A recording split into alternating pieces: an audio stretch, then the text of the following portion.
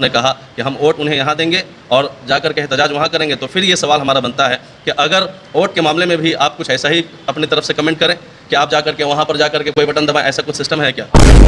शर्मा को सज़ा नहीं मिलता है तो ये संविधान का खिलवाड़ होगा, संविधान का मजाक होगा। शर्मा बीजेपी की जो अब साबिक स्पोक पर्सन हो गई हैं, पहले बीजेपी में थी, बीजेपी के स्पोक्स पर्सन थी, उन्होंने प्यारे नबी रहमतुल आलमीन के ख़िलाफ़ मैंने एक रिलीजियस के मानने वाले के अहम जो आइडियल है उनके ख़िलाफ़ में एक गंदा रिमार्क्स किया, कमेंट्स किया। तो ये मजहबी मामला तो बाद में है, पहले ये मामला संविधानिक है कि हमारा संविधान जो भारत का एक संविधान है, भारत का कॉन्स्टिट्यूशन है, भारत एक जमहूरी मुल्क है, तो नुपुर शर्मा का ये बयान जमहूरियत के और भारत के संविधान के ख़िलाफ़ है। सबसे बड़ी ख़तरनाक बात ये है कि हम अगर रिलीजियस मैटर उसको नहीं भी ले, लेकिन संविधानिक मैटर लेंगे कि संविधान के अंदर 25 और 26 आर्टिकल के अंदर ये लिखा हुआ है कि कोई भी रिलीजियस पर्सन के ख़िलाफ़, मजहबी रहनुमा के ख़िलाफ़, मजहबी आइडियल के ख़िलाफ़, किसी भी मज़हब का मानने वाला क्यों ना हो, उनके ख़िलाफ़ बातें नहीं कर सकते। मजहबी आज़ादी है, बोलने की आज़ादी है, लेकिन मजहबी पर्सन के बारे में बोलने की आज़ादी नहीं है हमारे देश के अंदर। तो मौलाना नुपुर शर्मा ने ये काम किया।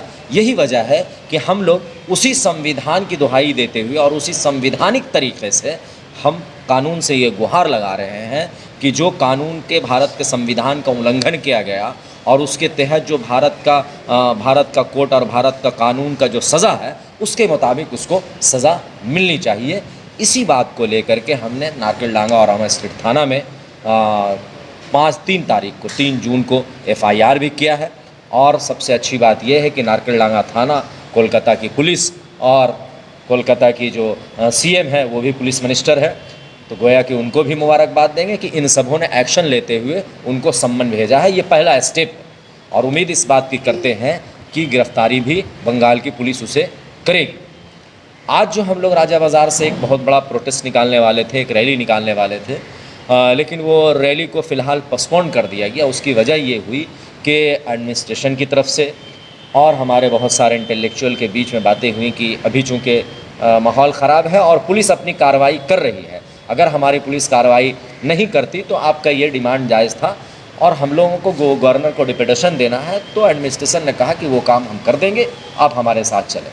तो लिहाजा हमने इस रैली को फ़िलहाल पोस्टपोन कर दिया है और हम लोग गवर्नर हाउस जाकर गवर्नर को भी मेमोरेंडम दिए हैं और उसके अंदर यही बातें हमने लिखा है कि ये जो रिमार्क्स उन्होंने किया, ये जो कमेंट्स किया है मोहम्मद सल्लल्लाहु अलैहि वसल्लम के ऊपर, ये संविधान के दायरे में गलत है, गैर कानूनी है और इसी के तहत 153A, 295A, 298 और 34 के तहत 153B के तहत उसको गिरफ़्तार किया जाए, जो इंडियन पैनल कोड के तहत उसे सज़ा दिया जाए। यही डिमांड हम गवर्नर से भी कर रहे हैं।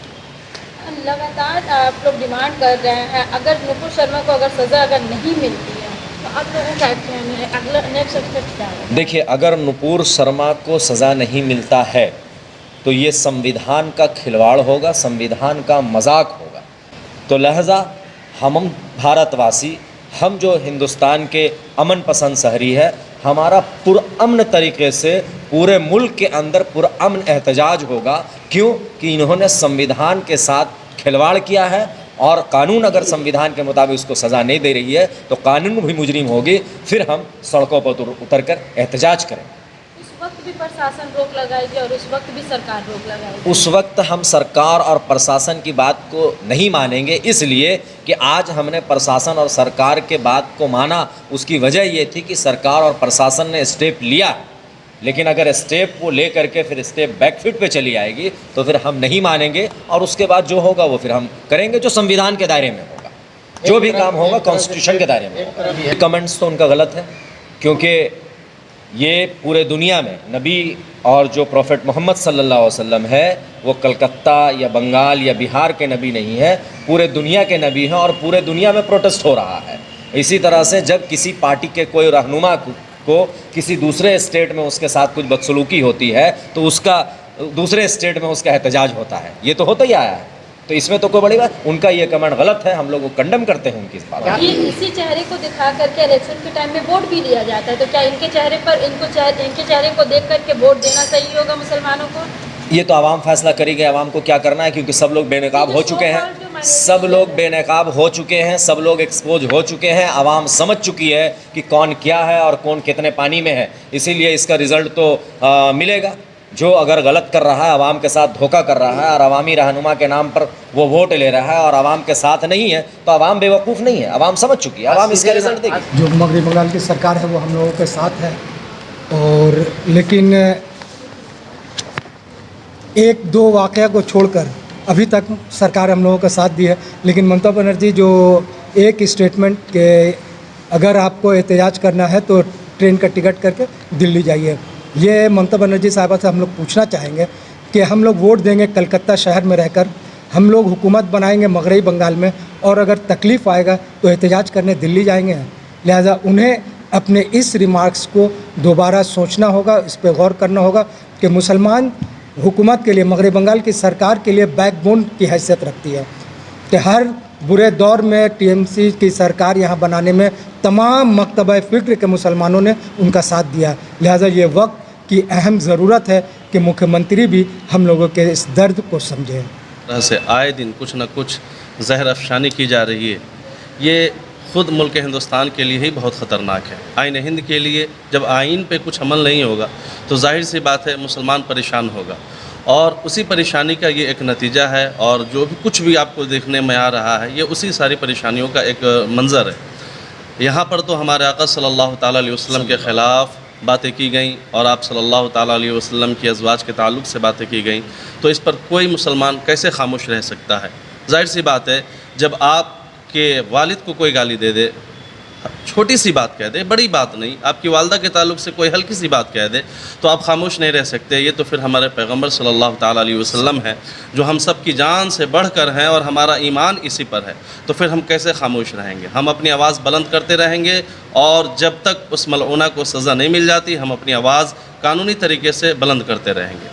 अब इस हवाले से हमारी मगरबी बंगाल हुकूमत जहाँ तक साथ अब तक दे रही है ऐसा समझ में आ रहा है, लेकिन सेम साहिबा के जो जुमले पे 4 तरफ से कमेंट्स हो रहे हैं वो मेरा भी पैगाम है कि उन्हें ऐसा नहीं कहना चाहिए। लगभग अब तो सभी को मालूम है कि हुज़ूर अलैहिस्सलातु व तस्लीम की शान में नाज़िबा कलिमात कहे गए माँ आयशा के हवाले से, तो ये सरासर इल्ज़ाम है, बहतान है और माँ आयशा और हुज़ूर अलैहिस्सलातु व तस्लीम के ख़िलाफ़ ज़बान ज़हर अफ़शानी की गई है।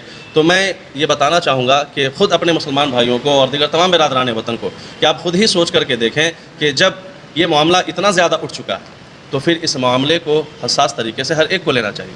और अब तो लगभग सभी को मालूम हो गया कि किस वजह कर ये बातें उठाई जा रही हैं, इसलिए मज़ीद मुझे वो अल्फाज अदा नहीं करना है, चूँकि वो ऐसे अल्फाज हैं कि कोई भी मोमिन उसे अदा करना गवारा नहीं करेगा। मुसलमान प्रोटेस्ट कर रहे हैं तो उन्हें दहशतगर्द कहा जा रहा है, और अग्निपथ स्कीम को लेकर के जहाँ पर सरकारी मिल्कियत को जलाया जा रहा है, नुकसान पहुँचाया जा रहा है, उसे किस अंदाज में लेंगे। आज हावड़ा में भी यही नज़ारा देखने को मिला। जी, ये यकीनन अग्निपथ जो इस बीच मामला आया, ये सारे प्रोटेस्ट को रोकने के लिए ये मोदी की एक चाल है कि अगर इस बीच में इस मामला को रख दिया गया तो ये सारे बंद हो जाएंगे। मोदी की तरफ से ऐसे ही मामले में कोई ना कोई स्कीम निकाला जाता है ताकि ध्यान बट जाए।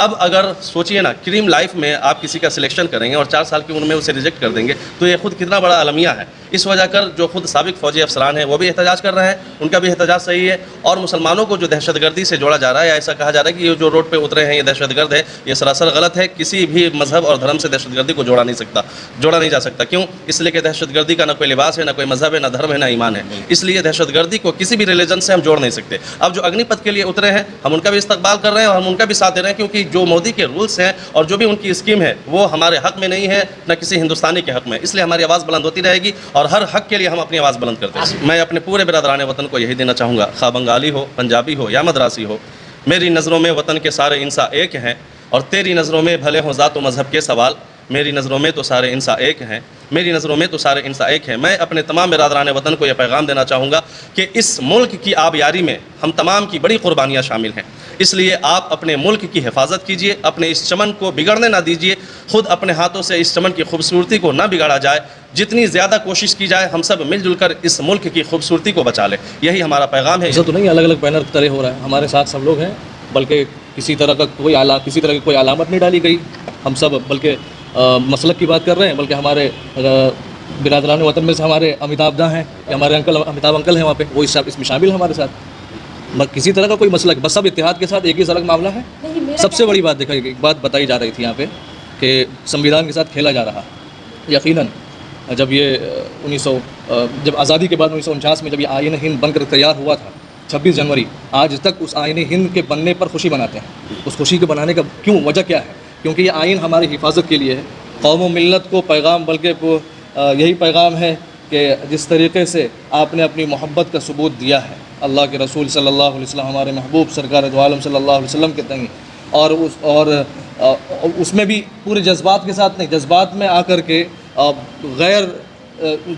गैर शाइस्ता काम या अमल में आ जाना, ऐसा नहीं किया, बल्कि पीसफुली पूरे तौर पे। हालांकि जज्बात ऐसे हैं कि हम लोग बस बयान नहीं कर सकते उसको, कि कितना ज़्यादा हम लोगों के अंदर इसके बारे में गम है, गुस्सा है, रंजीदगी है। और बस ये है कि कंट्रोल और सब्र ये हम लोग एक साथ रखे हुए हैं, और ये सब्र ही इंशाअल्लाह हमारी जीत का सबब बनेगी इंशाअल्लाह।